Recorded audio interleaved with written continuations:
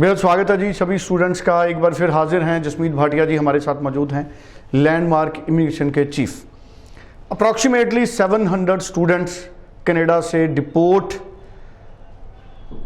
करने के हुक्म उनको सुना दिए गए हैं, लेकिन ऐसा क्यों हुआ है, पूरी क्लैरिटी इस मामले पे जाननी बड़ी ज़रूरी है।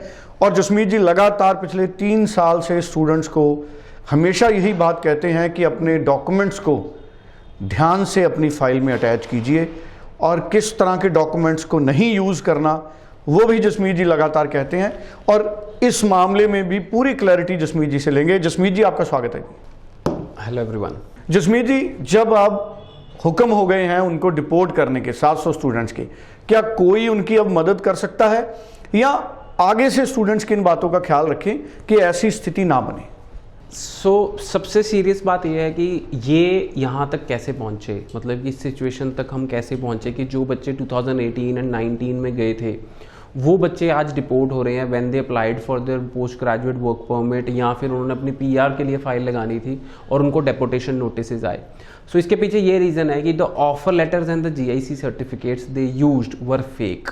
सो कनाडा का जो गवर्नमेंट है वो ये कहता है कि अगर आपकी पीआर भी हो गई है और उसके बावजूद कहीं से ऐसे पता लगता है कि जो आपके डॉक्यूमेंट्स हैं वो फेक हैं, तो आपको डिपोर्ट किया जा सकता है अगर आप फेक डॉक्यूमेंट्स यूज़ करते हैं। सो मेरी सारे स्टूडेंट्स से ये रिक्वेस्ट है कि पहली बात तो फेक डॉक्यूमेंट्स हमने कभी अपनी फाइल में लगाने ही नहीं है।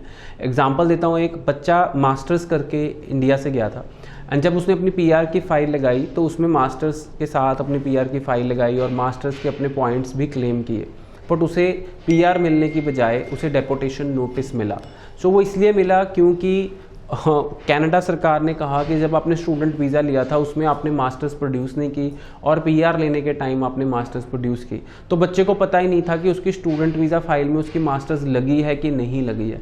So kindly go through your file, जो एम्बेसी में फ़ाइल जा रही है उसके हम गो थ्रू करें कि उसके अंदर जो सारे डॉक्यूमेंट्स लगे हैं वो सही लगे हैं, जो आपकी मर्जी से सारे डॉक्यूमेंट्स लगे हैं। No fake document is used in your file. दूसरा सुरेंद्र जी, मैं हमेशा कहता हूं बच्चों को कि जो अपनी ईमेल आईडी है कॉलेज में एम्बेसी में अपनी ईमेल आईडी भरें, अपने फॉर्म्स में अपनी ईमेल आईडी भरें, कॉलेज के फॉर्म में अपनी ईमेल आईडी भरें, ताकि जो कॉलेज से इंटरेक्शन है वो आपके साथ डायरेक्ट रहे और कोई भी आपको कोई फेक ऑफर लेटर देने की हिम्मत ही ना करे। चाहे वो जीआईसी सर्टिफिकेट है, चाहे वो कॉलेज से ऑफर लेटर है, वो आपके ईमेल आईडी पे इंटीमेशंस आएँ। सो स्टूडेंट्स, इन चीज़ों से हम बचा जा सकता है अगर ये सारे प्रॉपर हम स्टेप्स फॉलो करेंगे और जेन्युइन कंसल्टेंट को ही हायर करें। Normally when we hire consultants जिनका सिर्फ मोटिव ये होता है कि आपसे पैसे लेने और वीज़ा दिलाना है, so it is not a visa दिलाने का मोटिव नहीं होना चाहिए। आप देखो कि it is not a short term game. जब बच्चे कहते हैं ना कि मेरा सिर्फ वीज़ा लवा दो, सानू होर किसी ना मतलब नहीं हैगा, तब बच्चों आज देख लो ये ਉਹੀ नतीजा बच्चों को भुगतना पै रहा, बिकॉज उन्होंने अपने कंसल्टेंट जाके यही कहा कि मैनू वीज़ा लवा दो, चाहे जिद्दां मर्जी दवा दो, साडे तो जिन्ने मर्जी पैसे ले लो। सो ये मोटो नहीं होना चाहिए स्टूडेंट्स का। सो स्टूडेंट्स अपने कंसल्टेंट को ये बोलें कि हमें एक गवर्नमेंट कॉलेज की ऑफर लेटर दिलाई जाए और एक सीधा ऑफर लेटर्स हमारे ईमेल आईडी पे आनी चाहिए, एम्बेसी के फॉर्म्स हम चेक करें। सो ये सारी चीज़ें अगर हम चेक करेंगे तो फ्यूचर में इन ये चीज़ों से बचा जा सकता है। बिल्कुल ठीक है जी। सो बड़ी इंपॉर्टेंट बातें जसमीत जी ने बताई हैं। बड़ा ज़रूरी है कि डॉक्यूमेंट्स जेन्युइन तरीके से लगाए जाएं। जसमीत जी, जब पीआर होती है क्या उस वक्त भी जितने पुराने डॉक्यूमेंट्स हैं उन सबको कंसिडर करती है वहाँ की इमिग्रेशन? बिल्कुल बिल्कुल, सारी इन्फॉर्मेशन एम्बेसी के पास होती है और अब इस टाइम पे एम्बेसी सर्वे भी कर रही है, इंक्वायरी भी कर रही है स्टूडेंट्स जो कनाडा जा रहे हैं, बिकॉज काफ़ी सारे बच्चे हैं जो मिसयूज़ कर रहे हैं, वहाँ पहुँच के कॉलेजेस में पढ़ाई नहीं करते, कॉलेजेस चेंज करते हैं, सीधा वर्क करने लग जाते हैं। तो स्टूडेंट्स मैं सबको समझाऊंगा कि ये गलतियाँ हम ना करें, कॉलेज चेंज बिल्कुल ना करें। अगर सीधा पढ़ाई छोड़ देते हैं तो आपको स्टडी वीज़ा मिला है, आपको वर्क वीज़ा नहीं मिला है। इन सारी चीज़ों पे ख्याल रखना बहुत ज़्यादा स्टूडेंट्स को ज़रूरी है और स्टूडेंट्स अगर कोई ऐसी गलती करेंगे तो कल को प्रॉब्लम का सामना करना पड़ सकता है। बिल्कुल ठीक है। सो ये सारी चीज़ें स्टूडेंट्स ध्यान में रखें और कोई कन्फ्यूज़न है तो जसमीत जी से, लैंडमार्क इमिग्रेशन के चीफ हैं, 9041390412 इस नंबर पे आप तुरंत फ़ोन करें, जसमीत जी से बात करें।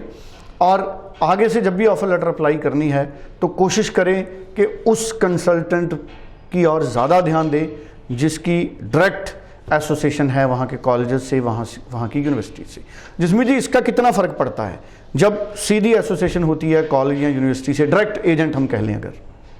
एक डायरेक्ट एजेंट ही आपकी डायरेक्ट फाइल अप्लाई करेगा कॉलेज में, और डायरेक्टली आपको ईमेल तभी आएगी अगर आपका एजेंट आपको डायरेक्टली रिप्रेजेंट करता है। नॉर्मली हम एजेंट के पास जाते हैं, वो नॉर्मली क्या प्रैक्टिस होती है कि वो आपकी एक नई ईमेल आईडी बना लेते हैं और उस ईमेल आईडी को अपने पास रख लेते हैं ताकि आपके तक इन्फॉर्मेशन ना पहुंचे, और एम्बेसी से भी कोई अपडेट आता है तो अपने पास ही रखते हैं। सो इन सारी चीज़ों से बचा जा सकता है अगर हम डायरेक्ट एजेंट से अप्लाई करें। फिर आपको चेक करना चाहिए कि एजेंट को कितना तजुर्बा है, कितनी देर का एक्सपीरियंस है, कौन सी सर्टिफिकेशंस हैं, because certifications are really necessary. जैसे RCIC मेंबर हमारे पैनल पे है, हम AIRC सर्टिफाइड हैं, यूरोपियन एजुकेशन एसोसिएशन के हम मेंबर हैं, ISEF के हम मेंबर हैं, एंड नॉर्मली जितने भी बड़े बड़े एजुकेशन फेयर्स बाहर लगते हैं, I attend them every year. I go to USA, Canada, Germany, Australia to attend these fairs, ताकि बच्चों तक एक सही इन्फॉर्मेशन पहुंचाई जा सके।